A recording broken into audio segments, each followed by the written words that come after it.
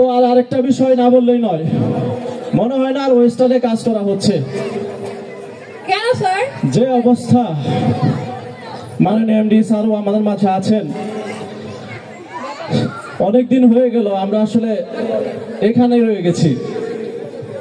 আমাদের বেতন আর বাড়ছে না, চাল ডাল লবণ চিনি তেল সব বেড়ে যাচ্ছে, আমাদের বেতন আর বাড়ছে না।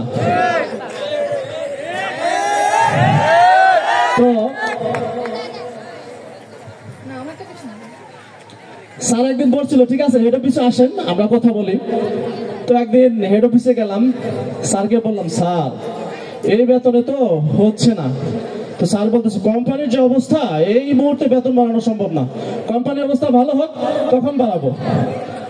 তো স্যার বললাম ঠিক আছে স্যার, তাহলে আমাকে এই 3টার সময় আপনি ছুটি দিয়ে দিন। কেন কেন কেন 3টার সময় ছুটি দিয়ে কি করবা?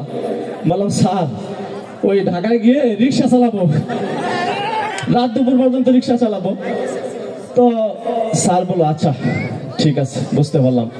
তো তুমি যখন রিক্সা চালাবা অনেক রাত হয়ে যাবে, টায়ার্ড হয়ে যাবা, ক্ষুধা লাগবে, তখন ওই বনানীর লেকের ধারে এসো, আমি ওখানে পিঠা বিক্রি করি।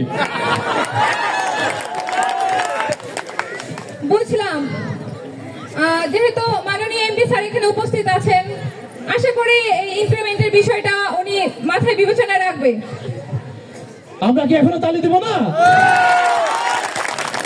ধন্যবাদ স্যারকে। আসলে আমাদের স্যারের অনেক কর্মব্যস্ততার মাঝে আমাদের মধ্যে উপস্থিত হয়েছেন, আমরা খুবই গর্বিত।